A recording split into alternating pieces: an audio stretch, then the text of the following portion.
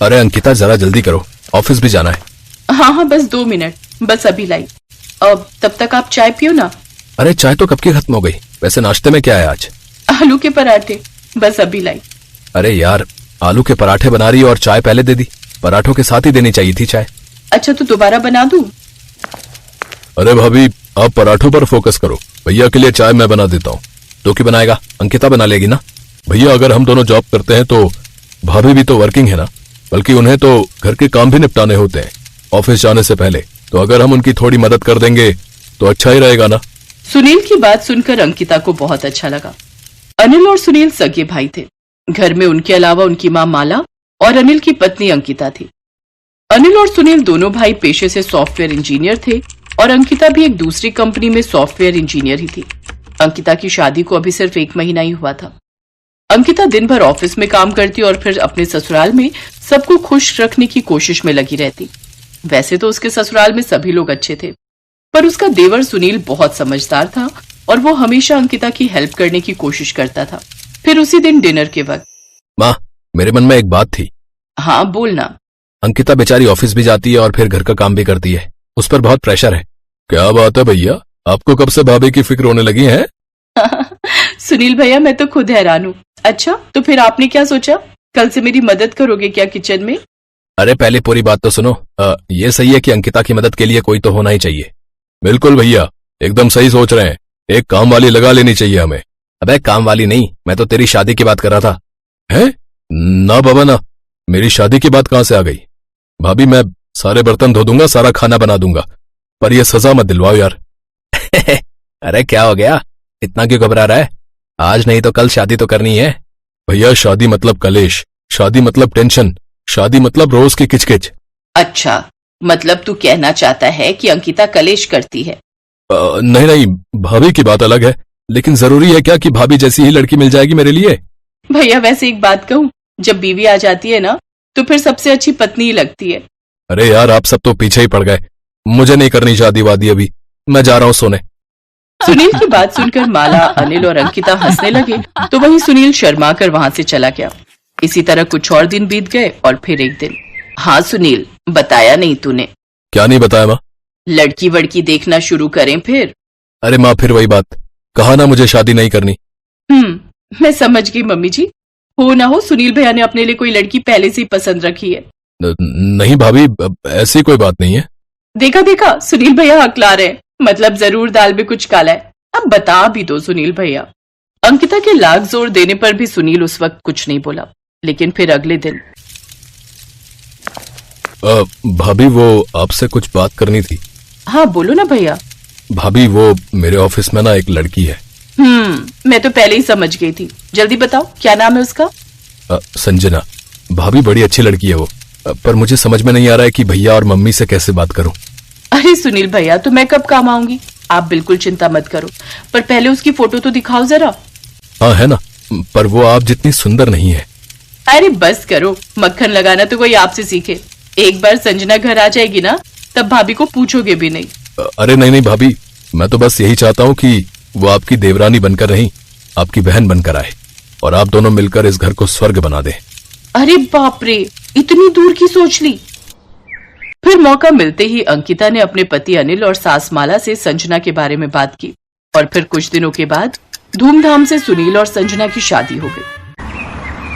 अब संजना घर की छोटी बहू बनकर आ गई और फिर, हेलो मैम। क्या कहा मैम? अरे मैं तुमसे प्रोफेशन में सीनियर जरूर हूँ, पर रिश्ते में हम देवरानी जेठानी हैं। तो फिर मैं आपको क्या कहकर बुलाऊं? अरे भाभी बोलो ना। ठीक है भाभी। हाँ ये हुई ना बात। अच्छा ये बताओ अभी क्या कर रही हो तुम? मैं ग्राफिक डिजाइनर हूँ ग्लोबल डिजाइन कंपनी में। वाह दैट्स ग्रेट। पैकेज तो ठीक ही दे रहे होंगे वो? हाँ भाभी, वही 6 लाख का पैकेज है अभी। अब अच्छा बढ़िया है। काफी देर बात करने के बाद अंकिता संजना के कमरे से बाहर चली गई। दरअसल संजना अंकिता से 3-4 साल छोटी थी, लेकिन उसकी तनख्वाह अंकिता के बराबर थी। पहले ही दिन अंकिता को ये बात खटक गई कि संजना उससे छोटी होने के बावजूद उसके बराबर कमाती है। और फिर अगले दिन, आहा, मेरा तो जीवन सफल हो गया। मेरी दोनों बहुएं कितने प्यार से सबके लिए नाश्ता बना रही हैं। भगवान इन दोनों को हर बुरी नजर से बचाए। ये हमेशा ऐसे ही मिलजुल कर रहें। माला भले ही भविष्य के हसीन सपने देख रहे थे, लेकिन उसके घर की ये शांति आने वाले तूफान को ज्यादा दिनों तक रोक नहीं पाई। दरअसल अंकिता और संजना कई मामलों में एक दूसरे से अलग थीं। खाने को लेकर दोनों की पसंद कभी मेल नहीं खाती थी और बस यहीं से दोनों के बीच तकरार शुरू हो गई। और फिर एक दिन, संजना 1 मिनट, तुम कल बना लेना उपमा। क्यों भाभी, क्या हुआ, कल क्यों? अरे मैं सबके लिए देसी घी का हलवा बना रही हूँ तो सूजी मुझे चाहिए। देखो भाभी, मैं तो नहीं खाऊंगी हलवा, मुझे तो उपमा ही खाना है, तो ये सूजी तो मुझे ही लगेगी। इस छोटी सी बात पर देवरानी जेठानी में भयंकर बहस छिड़ गई। ये देखकर उनकी सास माला ने अपना माथा पीट लिया। पर ये तो सिर्फ शुरुआत थी। सुनो, मुझे तुम्हें एक बात बतानी थी। देखो भाभी की बुराई के अलावा कुछ कहना हो तो बताओ। वैसी कोई बात नहीं है, एक्चुअली मैं जॉब चेंज कर रही हूँ। क्यों, कहाँ? क्रिएटिव ऐप में। वहां से ऑफर था तो मैंने ओके कर दिया। क्या कहा? क्रिएटिव ऐप पर? वहाँ तो अंकिता भाभी। हाँ, तो वो क्या उस कंपनी की मालकिन है? मुझे अच्छा ऑफर मिला तो मैंने हाँ कर दी। परसों ज्वाइनिंग है मेरी। अच्छा, हे भगवान, पता नहीं अब क्या होगा। संजना और अंकिता की घर में बिल्कुल नहीं पड़ती थी और अब तो उन दोनों का ऑफिस भी एक ही हो गया था। 2 दिन बाद जब संजना अपने नए ऑफिस पहुंची तो उसे वहां देखकर अंकिता हैरान रह गई। उसने संजना के गले में जैसे ही कंपनी का आई कार्ड देखा तो वो भड़कती हुई सीधे अपने बॉस जॉन के केबिन में जा पहुंची। सर, ये सब क्या है? क्या हुआ अंकिता? ये इस लड़की को यहाँ किसने जॉब दी? किसे? संजना को? ओह, शी इज रियली ब्रिलियंट। पर तुम इसे कैसे जानती हो? अब सर, ये मेरी देवरानी है, 1 नंबर की मक्कार और चालू लड़की है ये। प्लीज आप इसे फायर कर दीजिए। नो, मैं ऐसा नहीं कर सकता। उसने इंटरव्यू में बहुत अच्छा परफॉर्म किया है एंड उसका एक्सपीरियंस भी बढ़िया है। मैंने बहुत सोच समझकर उसे चूज किया है। अपने बॉस की बात सुनकर अंकिता कुछ नहीं कह पाई और पैर पटकते हुए वापस अपने डेस्क पर आ गई। उसी दिन से अंकिता इस जुगाड़ में लग गई कि कैसे वो बॉस के सामने संजना के नंबर कम करे और उसे वहां से भगाए। तो वहीं संजना ये सब समझ रही थी और अपनी जेठानी की हर चाल का मुंहतोड़ जवाब देने को तैयार थी। तो अब तक जो घर का हाल था वही अब ऑफिस का भी हो गया। छोटे छोटे मसले बहुत बड़े होने लगे और दोनों के बीच ऑफिस में खूब कहासुनी होने लगी।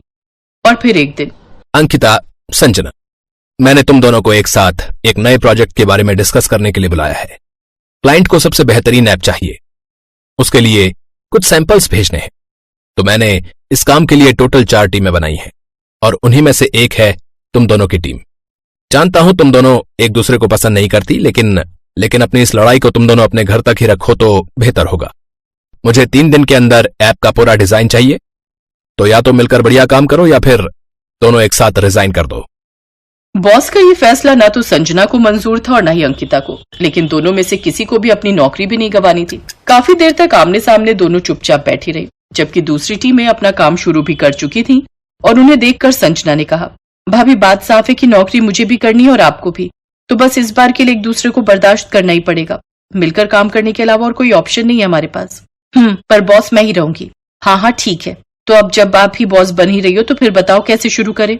बिना मन के अंकिता और संजना को हाथ मिलाना पड़ा, लेकिन दोनों की ये मजबूरी कब खुशी में बदल गई दोनों को खुद पता नहीं चला। दरअसल प्रोफेशनली दोनों ही बहुत काबिल थी और दोनों ने जब आपसी मतभेदों को साइड करके एक साथ काम पर फोकस किया तो वाकई दोनों ने कमाल कर दिखाया और उनकी ऐप का डिजाइन कंपनी के क्लाइंट को बहुत पसंद आया। और फिर dear all, please clap for Ankita and Sanjana. इनकी वजह से इतनी बड़ी डील हमें मिल गई और इसीलिए ये दोनों इंक्रीमेंट के हकदार हैं। Well done both of you, please clap for them. ये देखकर संजना और अंकिता बहुत खुश हुई और फिर थोड़ी देर बाद उनकी डेस्क पर, वैसे भाभी हम घर में भी एक टीम की तरह काम कर सकते हैं। हाँ, सोच तो मैं भी यही रही थी। ऐसा करेंगे, सारा काम बांट लेंगे जैसे यहाँ किया था, और एक दिन तुम्हारी पसंद का खाना बना लेंगे और एक दिन मेरी चॉइस का। हाँ, ये ठीक रहेगा। इसके बाद से देवरानी जेठानी के झगड़े का हो गया दी एंड, क्योंकि साथ में बिना झगड़े कैसे काम करना है ये उन दोनों ने सीख लिया था। और इसी के साथ ऑफिस के बाद अब घर में अंकिता और संजना एक टीम में हो गई।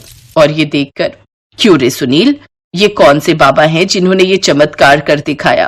अरे मैं सुना है बहुत पहुंचे हुए बाबा हैं। हाँ, जय हो बॉस बाबा की। क्यों भैया?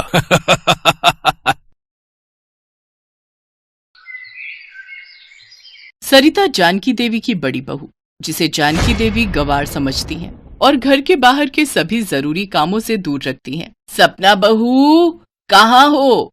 अरे बाजार में आज भीड़ होगी, हम पहले ही लेट हो चुके हैं। आई माँ जी, बस ये अपना न्यू पर्स जो मॉम लंदन से लेकर आई थी ना, वो ले रही थी। माँ जी, आपने वो प्लाजो सूट नहीं पहना जो मैं आपके लिए नया लेकर आई थी। अरे बहू, मुझे साड़ी में ही आराम मिलता है। चलो ठीक है, कल वो पहन लूंगी। अब चले, दिवाली की शॉपिंग के लिए बहुत समय चाहिए होता है। हाँ हाँ चलिए। माँ जी, रात के खाने में दाल चावल और सूखी अरबी की सब्जी बना लूं? अरे गंवार, कहीं जाते समय टोकना जरूरी था। रहेगी तो बिल्कुल गंवार की गंवार ही। बना ले जो बनाना है। माँ जी, सरिता भाभी हमारे साथ दिवाली शॉपिंग पर नहीं जाएंगी? कैसी बातें करती हो बहू, तुम तो मॉडर्न हो। तुम जानती हो तुम्हारी जेठानी गंवार है, इसे कोई अक्ल थोड़ी है बाजार में शॉपिंग करने की। चलो, बहुत देर हो चुकी है पहले ही। अरे गुंजन का फोन आ रहा है। हाँ बिटिया, कैसी है तू? मैं ठीक हूँ। हाँ हाँ हाँ, सब ठीक है। अच्छा चल ठीक है, मैं तुझे शॉपिंग से आकर बात करती हूँ। क्या कहा? जरूरी है। हेलो हेलो, कट गया। अब मिल नहीं रहा, आकर कर लूंगी। गुंजन दीदी का फोन था। हाँ, पर अब मिल नहीं रहा। एक काम करते हैं, पहले बाजार हो आते हैं, फिर मैं आकर तसल्ली से बात कर लूंगी। सरिता की आंखों में आंसू आ जाते हैं। उसकी सास और देवरानी मार्केट शॉपिंग करने के लिए चली जाती है। सरिता घर के सारे काम करती है। ऐसा अक्सर ही होता था। सरिता घर के सारे काम अकेले ही करती थी, जबकि उसकी देवरानी को घर का कोई भी काम करना नहीं आता था। फर्क बस इतना था कि सरिता गरीब परिवार से आई थी। वो बेचारी बहुत सीधी सादी थी, जबकि उसकी देवरानी सपना एक अमीर खानदान की लड़की थी। इसीलिए जानकी देवी ने सपना को बहुत सिर पर चढ़ा रखा था। पर सरिता इन सब के लिए कुछ भी नहीं कहती थी। वो स्वभाव की बहुत अच्छी थी। सरिता, तुम नहीं गई माँ के साथ? तुम भी चली जाती। नहीं, वो मेरे सिर में बहुत दर्द था, तो मैंने सोचा कि आराम कर लूंगी। फिर घर का काम भी था, इसलिए नहीं गई। आपके लिए और रोटी लाऊं? सरिता, यहाँ बैठो मेरे पास। मैं जानता हूँ माँ तुम्हारे साथ अच्छे से व्यवहार नहीं करती है। तुम कहो तो मैं माँ से बात करूं। कब तक वो तुम्हें घर के बाकी कामों से दूर रखेंगी? और जब से राजेश की शादी हुई है, सपना के आ जाने के बाद तो उन्होंने तुम्हें और परेशान करना शुरू कर दिया है। कोई बात नहीं जी, अभी सपना की नई नई शादी हुई है, कुछ ही महीनों तो हुए हैं। अभी उसे आराम करने दो। मुझे पता है सरिता, मन तो तुम्हारा भी दुखी होता है, पर तुम मुझसे कुछ कहती नहीं हो। सरिता खाना बना रही थी, वहीं उसकी देवरानी सास के साथ मिलकर शॉपिंग के सामान को देख रही थी। राजेश, बताओ ना, ये जीन्स कैसी लग रही है? माँ जी आप बताओ, ये तो कुछ बोलते ही नहीं है, जब देखो फोन में घुसे रहते हैं। अरे बहू, तू तो पतली पतंग है, तेरे ऊपर तो सब कुछ अच्छा लगता है। वैसे भी हमारी मॉडर्न बहू स्टाइलिश कपड़े पहनती है, किसी से कम थोड़ी है। माँ जी, ये नाइट सूट तो आप पहन लो, मुझे ये कलर पसंद नहीं आया, मैं ये ब्लैक वाला रख रही हूँ। अरे बहू, कैसी बातें करती हो, मैं इस उम्र में नाइट सूट थोड़ी पहनूंगी। एक काम करेंगे, कल वापस करके इसकी जगह तुम कोई और रंग का पसंद करके ले आना। माँ जी, अगर आपको हो तो ये सरिता भाभी को दे दूं? अरे पागल है क्या, इतना सुंदर स्टाइलिश नाइट सूट उस गवार पर थोड़ी जचेगा। अरे तू अपनी जेठानी को समझती क्या है? तेरी जेठानी गवार है, उस पर कुछ नहीं जचता। कोई पढ़ी लिखी भी नहीं है, ना उसे पढ़ने ओढ़ने की तमीज है, ना किसी से बात करने की। कुछ नहीं है उसमें समझ। ऐसे कपड़े, ऐसा पहनावा तेरे पर ही जचता है, समझी? रख ले इसको, कल बदल कर ले आना। अरे मैं गुंजन को फोन करना तो भूल ही गई, एक बार फोन मिला लेती हूँ, मिस कॉल आई हुई है। हेलो, हाँ गुंजन, तूने फोन किया था? हाँ माँ, कल शाम शिल्पी के ससुराल वाले दिवाली और करवा चौथ का त्योहार देने आ रहे हैं। सासू माँ बोल रही थी कि आप दोनों भाभीयों के साथ सुबह ही आ जाना। हाँ हाँ, ये भी कोई कहने की बात है, शिल्पी हमारी बेटी ही है, हम जरूर आ जाएंगे। सुबह जल्दी ही पहुंच जाएंगे।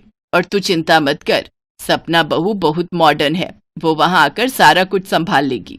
जैसा जानकी देवी ने अपनी बेटी को कहा, उसका उल्टा ही हुआ। सपना तो मॉडर्न पहनावे में तैयार होकर बस वहां जाकर अपने मोबाइल फोन पर लग गई या फिर इधर उधर बैठकर बतियाने लगी। गुंजन देखती है कि सरिता ने सब कुछ संभाल लिया है। जल्दी जल्दी उसने द्वार पर बहुत ही सुंदर रंगोली बना दी। रसोई में गुंजन की सास के साथ मिलकर सारे पकवान भी तैयार कर दिए, अच्छे से ड्राइंग रूम भी सेट कर दिया। सब कुछ गुंजन देख रही थी, पर मजाल है कि सपना ने एक गिलास इधर से उधर भी रखा हो। शाम को शिल्पी के ससुराल वाले आए, तब भी सरिता ने ही सारे कामों में मदद की। जब वो लोग चले गए, तब गुंजन की सास सरिता के पास आई। सरिता बहू, तुम बहुत ही समझदार और संस्कारी हो, तुम्हें घर गृहस्थी की एक एक चीज का बारीकी से पूरा ज्ञान है। शुक्रिया, तुमने आज सब कुछ बहुत अच्छे से संभाल लिया। हमारे यहाँ तो किसी को रंगोली बनानी आती ही नहीं थी, पर तुमने इतनी सुंदर रंगोली बनाई गुंजन के साथ मिलकर, सभी मेहमानों की खूब खातिरदारी की। अब मैं चाहती हूँ शादी के समय भी तुम हमारे साथ ही रहो। तुम यहाँ रहोगी तो मेरी चिंताएं दूर हो जाएंगी। थैंक यू सरिता भाभी। आशीष बोल रहे थे कि सबको आपकी बनाई रंगोली बहुत सुंदर लगी, सब आपकी बहुत तारीफ कर रहे थे। हाँ भाभी, सचमुच आपके आ जाने से मुझे आज बहुत हेल्प मिली है। सब लोग बहुत खुश होकर गए हैं। माँ, तुम बहुत लकी हो जो तुम्हें सरिता भाभी जैसी बहू मिली। सबके मुंह से सरिता की तारीफ सुनकर जानकी देवी एक पल के लिए सोचने लगती है कि वो गलत थी, जो हमेशा सरिता को गंवार कहकर उसका अपमान करती रही। पर आज सरिता ने अच्छे से सब कुछ संभाल लिया था। जानकी देवी को अपनी गलती का एहसास हो गया था और वो अपनी गलती को सुधारना चाहती थी। माँ जी, आज आप और मैं मिलकर रसोई में इतना सारा काम कर रहे हैं। सरिता भाभी कहाँ है? मुझे रसोई में बहुत गर्मी लग रही है। मैं थोड़ी देर जाकर सो जाऊं? आज सरिता और अजय घूमने के लिए गए हैं। मैंने उन्हें पिक्चर देखने भेजा है। कितने सालों से वो दोनों एक साथ कहीं घूमने नहीं गए थे। और तुम तो हमेशा राजेश के साथ जाती रहती हो, इसलिए आज तुम घर का काम करो। मैं भी तो कर रही हूँ। अरे, दोनों मिलकर करेंगे तो पता भी नहीं चलेगा कि माँ जी को क्या हो गया है। कल तक तो सरिता भाभी को गंवार कहती थी, मेरे आगे पीछे डोलती थी। आज उल्टा ही चल रहा है। अब क्या करूं? इन्हें खुश करने के लिए मुझे काम करना ही पड़ेगा, वरना इनका कोई भरोसा नहीं कि कब मेरे पीछे। क्या हुआ सपना बहू, तुमने कुछ कहा? नहीं नहीं, कुछ नहीं माँ जी। उस दिन के बाद जानकी देवी ने अपनी दोनों बहुओं के बीच में फर्क बिल्कुल खत्म कर दिया। वो जितना प्यार और सम्मान सपना को देती थी, उतना ही सरिता को भी देती थी। ये सब देखकर सरिता बहुत खुश थी। जिस प्यार और सम्मान की वो आशा करती थी, आज उसे वो मिल गया था।